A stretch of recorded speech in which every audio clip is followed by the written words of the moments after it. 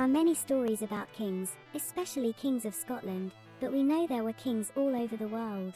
And in my story, these two kings' names are steeped in history. We don't actually know for a fact where their countries were because the story is so old.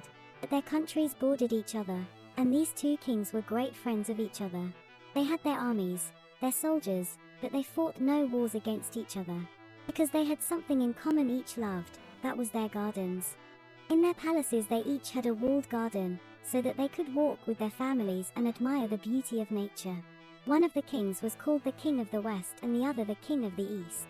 Once a year they would meet at the border and discuss many things. But they would never invade each other's territory, because each of them loved their gardens so much. If they had any spare time, they loved to be in their gardens with their families, not fighting wars. And the most important person in the palace was not the prime minister or the head of state, it was the local gardener, because they depended on him to keep the garden in perfect condition. But one day the King of the West was walking in his garden admiring the beauty of the flowers and the bushes and trees when he had a strange thought in his mind. I wonder if my friend the King of the East has got his garden more beautiful than mine. He's invited me to visit many times but I've never accepted his offer. And this began to trouble him. Is his garden more beautiful than mine? He said. And then he had an idea. Yes, he would go, for the peace of mind. He would send a messenger to the King of the East and tell the King of the East he was coming for a visit for the first time in his life. So, a messenger rode off on horseback and was gone for some time, but many days later returned with a message from the King of the East. Yes, my friend, please do come, you'll be more than welcome. Come and stay as long as you like. Bring your queen with you if you want and see my country. But the queen of the King of the West was a little disabled and not allowed to travel with her husband. So, accepting the offer, the King of the West took some couriers and soldiers with him, and for 15 days he traveled to the kingdom of the King of the East. He was met there. The King of the East made him welcome and there was a great feast. They wined and dined, there was plenty food and drink, music and dancing for everybody. The King of the East was so pleased to see his friend from the West. Then, some days later, turning to the King of the West, the King of the East said, "My friend, is there anything I could do for you before you return to your country, to your homeland?" And this was the opportunity the King of the West was waiting for. He said, "Yes, my friend, I would love to see your garden. You see, I love my garden and you've told me many times about yours. Could I see it?" "Of course, my friend," said the King of the East, "I will come with you and you can view my garden to your heart's content." "No, no," said the King of the West, "let me go alone. I would like to see it by myself." So, the King of the East led him to the great iron gate. It swung wide and the King of the West stepped into the garden and he stopped in amazement. He gazed around him. Here was the most beautiful garden in the world, nothing out of place, not a blade of grass, not a pebble. The trees were trimmed and beautiful, the flowers growing, the roses growing. It was the most beautiful place he had ever seen in all his life, and by seeing this he felt a little upset. His garden was not like this. So, feeling rather sad, the next day he departed for his home, saying goodbye to his friend. And when he arrived home at his kingdom in the west, to his palace, the queen was there to meet him. She could see he was a little troubled. She said, "Did you not enjoy yourself, my darling, on your travels to visit your friend?" "Yes," he said, "I had a wonderful time, but you should see his garden. He's got the most beautiful garden in the world, far more beautiful than my garden will ever be. You see, my gardener wines with me and he dines with me. He is my friend and is supposed to look after my garden, but he's been deceiving me. Send for him." So, the gardener was sent for. He came before the king and said nothing. And turning to him, the king said, "Gardener, as well you may know, I have just returned from my friend, the King of the East. I have been there for some time and viewing his garden. He's got the most beautiful garden in the world. You've been deceiving me. You're supposed to make me a beautiful garden so my family can enjoy it. And all these years you wined with me and dined with me.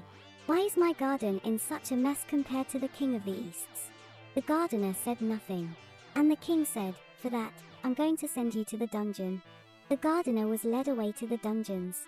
The king sat down. He repented for 3 days as the gardener lay in the dungeons without food or water. And then the king had a second thought. He said, "It would do no good having my gardener lying in the dungeons. It wouldn't make my garden any better. So, he gave orders for the gardener to be released. And so it was the gardener was brought before the king. Turning to the gardener he said, "Gardener, I'm going to give you one more chance. I want you to make me a beautiful garden. Take as many workers as you want, but make me a garden that I can enjoy." "So be it," said the gardener, "it shall be done. But you shall not enter that garden for 6 months." "Do as you please," said the king, "but make it beautiful."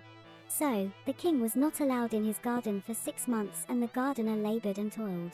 When the 6 months were up, one morning he came to the king and said, "My lord, my sire, it is ready, you may walk in your garden." The king said, "Let me walk by myself." And the king walked in. He stopped in amazement. Here was beauty. There was not a pebble, not a blade of grass out of line. The trees were trimmed, the bushes were trimmed. It was the most beautiful garden in the world. But the king looked all around him. He stood there and felt very unhappy. He had the garden he'd asked for, but what was wrong with it? It was far more beautiful than the garden of the king of the east. But he could not fathom what was wrong with his beautiful garden that took 6 months to make. So, he called the gardener. And he says, "Gardener, I thank you for such a beautiful garden. But will you please tell me, why am I so unhappy with it? It's the most beautiful garden in the world, far superior to that of the king of the east.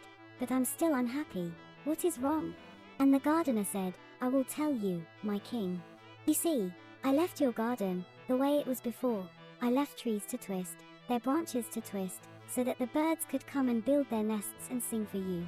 I left the thistles in your garden so the little missel thrush could come build its little nest and bring up little babies. I left the grasses and the weeds for the little hedgehog and the shrew, the weasel and the rabbit, all the little creatures that you could enjoy. But now they are gone. There's no place for them anymore. You have a beautiful garden, but the little ones are gone." And this made the king feel very sad. He said, "Gardener, I thank you for such a beautiful garden. I'll see that you shall be rewarded handsomely. But please, please, please, could you do something for me? Would you make my garden the way it was to me before, so that I can enjoy the company of my little ones, so that the birds will sing for me once again?" And the gardener said, "So be it, my king. But that garden gate shall be closed. No one shall enter the garden for 1 year." "So be it," said the king, "I can wait." So the great gate was closed, a padlock and chain was put across. No one entered the garden. And within the year the branches began to twist, they went round the bushes and trees. The grasses and weeds and thistles began to come up, and one by one the little creatures found their way back into the king's garden to find sanctuary. The missel thrush came back into the garden to build its nest in the thistles and sing, bring up its babies. The rabbit, the hedgehog, the shrew and all the little creatures made their home in the king's garden. The blackbird and the thrush came and built their nests in the twisted bushes of the garden that began to twist within the year. One morning in early spring the gardener came before the king. "My lord, my sire, this morning you can walk in your garden." And the great chain was taken off. The gate swung wide and the king stepped in. He gazed in amazement. The path was overgrown with thistles and nettles. Wild flowers and poppies were blooming in the garden. The trees were twisted.